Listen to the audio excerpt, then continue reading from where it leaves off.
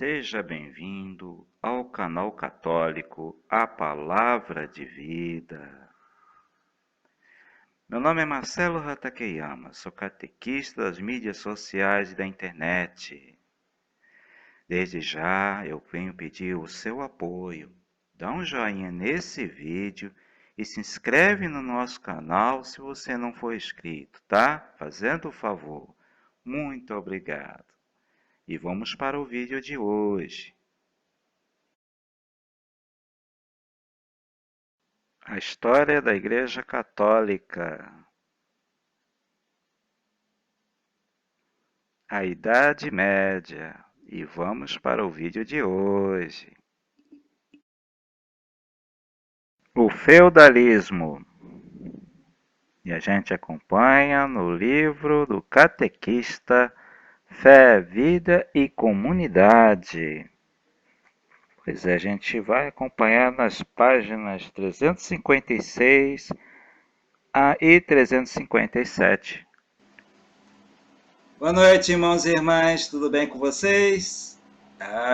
Tô dando boa noite porque eu tô gravando à noite, mas eu não sei se é de manhã ou de tarde, não sei, né? Se for de manhã, bom dia, se for de noite, boa noite, é isso aí. Sejam mais uma vez bem-vindos ao nosso amado e abençoado canal católico, a Palavra de Vida. Oh, coisa boa a gente estudar a história da igreja, né? Quanta coisa a gente está aprendendo. É através desse bonito livro aqui, do Catequista. Irmãos e irmãs, antes de entrar no assunto de hoje, que é falar do feudalismo, vamos ver primeiro, assim, recordar um pouco o assunto do vídeo passado, né? Quer dizer, foi a Europa até o ano 800 depois de Cristo, né? Então, a primeira parte da época da Idade Média, quando os povos, né, vindos de outros lugares da Europa, da Ásia, eles se estabeleceram onde era o antigo Império Romano, né? Daí surgiram novos reinos sob a direção da Igreja. Então são chamados reinos cristãos. Vimos aqui o caso dos francos, né? Então, que no caso São Remígio aceitou Clovis, rei dos francos, não foi? Então, também tem o caso dos carolíngios, né? O caso do rei Pepino Breve, né? Ele foi sagrado rei, né? Pelas mãos do Frei Bonifácio, São Bonifácio. Vimos também a evangelização da Inglaterra, da França, da Alemanha. Você vê que o evangelho sendo propagado, né, pelos grandes missionários daquele tempo, né? Uma ordem muito missionária que evangelizou muito a Europa daquele tempo foi os beneditinos, e a gente vai voltar nesse assunto mais para frente. A gente viu a amizade, né, entre o poder político e a igreja, né? Política e religião se misturam, um ajudando o outro, né? Então essa união entre o religioso e o político aparece muito forte aqui na Idade Média, né? E terminou com a coroação, né, do rei Carlos Magno no ano 800 pelo Papa Leão III. Então, e esse considerava tão importante quanto o Papa, né? E através da força ele impôs o cristianismo para muitos povos. É uma coisa que infelizmente hoje em dia jamais seria aprovado, né, gente? Não se pode pregar o evangelho à base da força, né? Então, mas hoje, século XXI, a gente entende isso.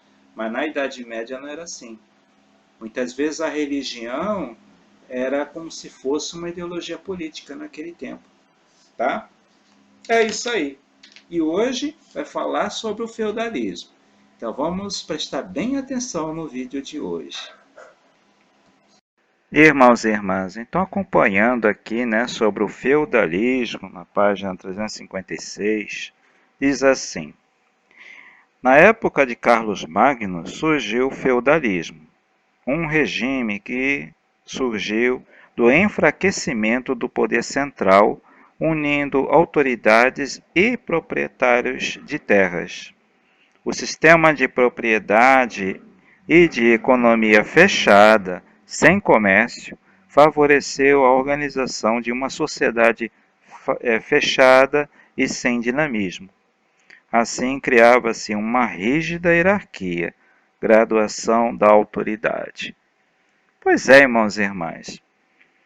A verdade é que o Sacro Império Romano Germânico, né, que o rei Carlos Magno tinha criado, não demorou muito a que ele se desfez totalmente.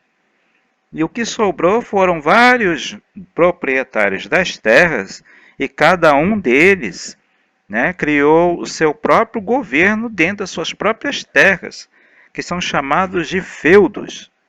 Feudo é isso, é uma porção, uma determinada porção de terra, onde o proprietário é que manda e faz suas leis dentro daquele pedaço de terra. Então, quem manda é ele. Então, esse é um feudo. O feudo ele era autossuficiente. Então, lá dentro do feudo se produzia de tudo um pouco. Né? Se plantava trigo, milho, cevada, se criava bichos, animais, cabra, boi, cavalo, criava os animais ali domésticos, animais para consumo, entendeu? E ali era autossuficiente. Então cada feudo tinha um proprietário de terra, que era chamado de nobre, e tinha aqueles empregados, né, o povo simples, que morava dentro do feudo e que trabalhava para os nobres, que eram chamados plebeus. Então tinha os nobres e tinha os plebeus. E a igreja? A igreja era uma classe sustentada pelos plebeus. Então os plebeus tinham que trabalhar, sustentar os nobres e a igreja também. Tá? Quando fala-se de igreja, são os bispos, arcebispos, abades, isso tudo eu vou mostrar aqui no vídeo. Entendeu? Eu fiz um desenho bonitinho desse desenho que você está vendo aí na página 356. Então é isso. Agora, o feudalismo, na verdade, ele é o resultado da combinação das tradições dos germânicos, dos povos pagãos, com as tradições do Império Romano, da cultura romana, que a Igreja Católica conservou, e o cristianismo, que é o catolicismo. Então, a combinação desses elementos surgiu o feudalismo. Tá, gente? Então, é isso aí. Então, vamos agora prestar bem atenção, tá? No desenho que eu fiz, reproduzindo esse desenho do livro. Irmãos e irmãs, o feudalismo. Então, o que acontecia? Essa pirâmide social é daquele tempo da Idade Média, do feudalismo. Então, o topo da pirâmide é a nobreza, e são os proprietários das terras. Então, eles é que mandavam dentro dos feudos, cada um no seu feudo. A Igreja Católica, no caso os arcebispos, bispos e abades, estão abaixo dos nobres. E a base embaixo, né, ficava o povo pobre, tá? Os servos, vilões, camponeses, os trabalhadores de dentro do feudo, né? Os que plantavam, cuidavam dos animais, que cuidavam da casa dos nobres, da casa dos arcebispos, bispos, abades.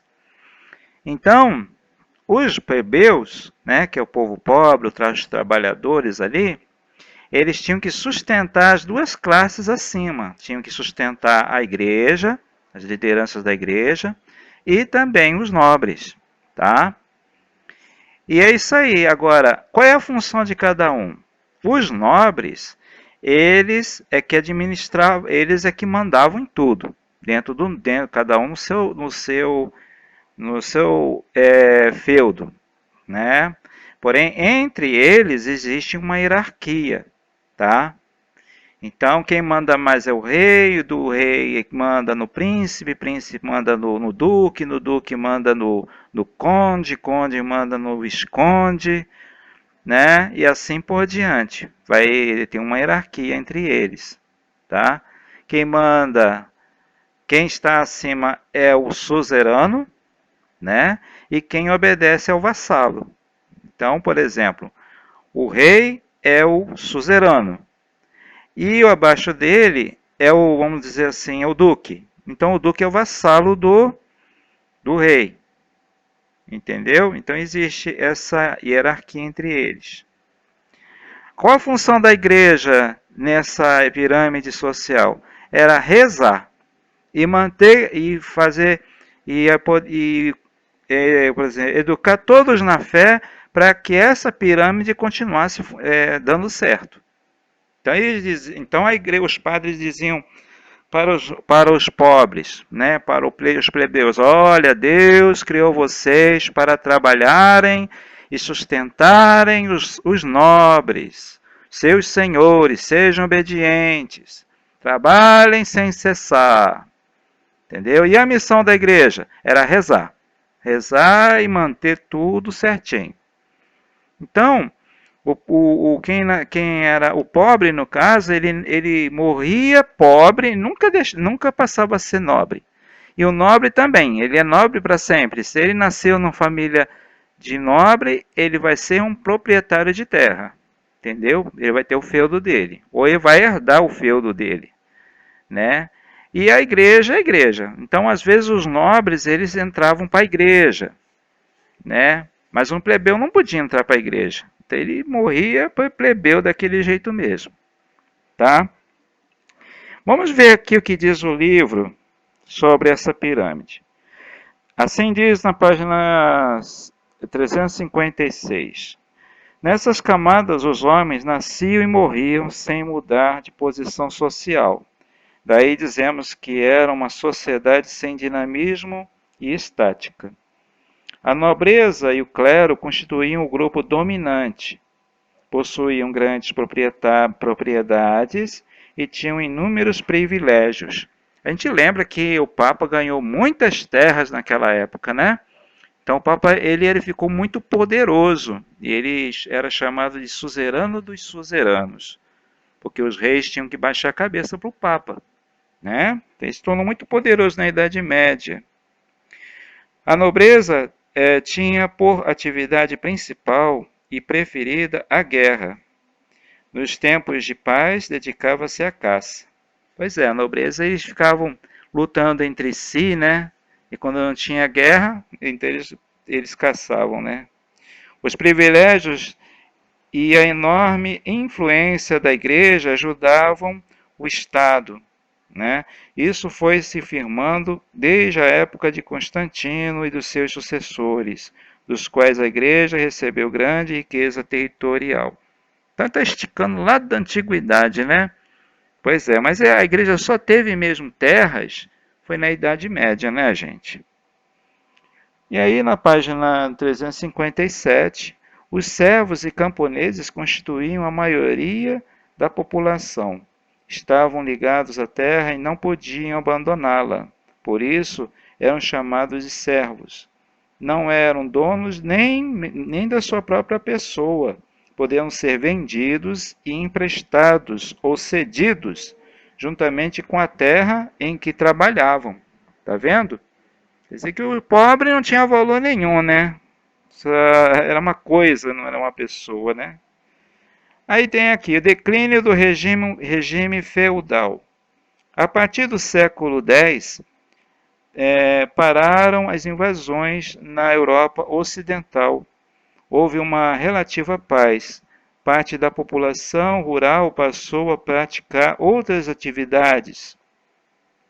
No começo, um pequeno comércio, e depois foram se fixar nas cidades ou em novos núcleos populacionais. Esses núcleos foram fortificados, murados e tinham o nome de burgos. Os que moravam nesses núcleos se chamavam burgueses e se dedicavam ao comércio. Pois é, gente, porque o comércio, na Idade Média, começou assim. Às vezes sobrava muitas galinhas lá no feudo do seu Zé, né? Aí seu Zé mandava o empregado dele levar aquelas galinhas para o amigo dele do outro feudo. Então ele levava, né? O empregado levava. E aí aquele amigo lá, o nobre de outro feudo, dava um saco de trigo que também estava sobrando lá. Aí ele trazia nas costas aquele saco de trigo para o seu senhor, né? Então aí começou a haver aquela troca entre os feudos, que é chamado escambo. Então aí o comércio, na verdade, começou assim, à base de troca, né? Então, mas depois, com o passar do tempo, foram criando moedas, né? Moedas de ouro, de prata, e aí foi substituindo aos poucos, né? Essa troca de mercadorias. Esse é o exemplo que eu estou colocando, tá, gente? Mas foi assim. O nascimento de uma nova classe social. Pouco a pouco, foi surgindo uma nova classe social, a burguesia. Eles viviam nas cidades chamado burgos, né? É igual o desenho que eu coloquei aí, que eu fiz bonitinho. Conforme a renda econômica, formava-se a alta burguesia ou a pequena burguesia. Desta faziam parte os pequenos comerciantes e os artesãos. A gente lembra que o pai de São Francisco de Assis, Pedro Bernardone, vivia num burgo, chamado Burgo de Assis, a cidade de Assis, né? E ele era muito rico, né? A gente ainda vai chegar lá. Isso aí. Continuando. Do lucro cada vez maior, foi surgindo o regime capitalista, isso com o tempo. O desenvolvimento comercial e urbano trouxe muitas inovações culturais. Até o século XII, a educação era desenvolvida nas escolas dos monges, no campo e nas escolas das catedrais, na cidade, apoiado pelas ordens religiosas. O Papa Inocêncio III autorizou a criação de novas escolas conhecidas com o nome de universidades. Agora, só que eu tenho que fazer uma observação aqui, gente, que a educação era só para os nobres e padres, tá? Os plebeus, o povo simples da roça lá que trabalhava lá dia e noite, sem parar, eles não tinham instrução, não. A educação era só para os nobres e para os padres. Então, eles eram analfabetos. A grande maioria do povo da Idade Média eram de analfabetos, tá? Só os nobres é que iam para a escola, tá bom? É isso aí, gente. Então, esse foi o assunto de hoje, falando sobre o feudalismo. Tem muita coisa para falar, mas eu não vou falar, senão esse vídeo vai ficar imenso, né? Já está grande. Obrigado você ter assistido, escutado com bastante paciência esse vídeo até o final, tá? Muito obrigado. E no próximo vídeo vamos ver o outro assunto, que é o islamismo, tá? A nova religião que vai surgir naquele tempo, tá bom? Um abraço a todos e louvado seja nosso Senhor Jesus Cristo. Para sempre seja louvado. Até o próximo vídeo, gente. Se Deus quiser. Muito obrigado a você que assistiu esse vídeo até o final. Se você ainda não deu o joinha nesse vídeo, por favor, dá um joinha nesse vídeo, tá? E se inscreve no nosso canal se você ainda não é inscrito. Muito obrigado. Até o próximo vídeo, gente. Louvado seja nosso Senhor Jesus Cristo. Para sempre seja louvado.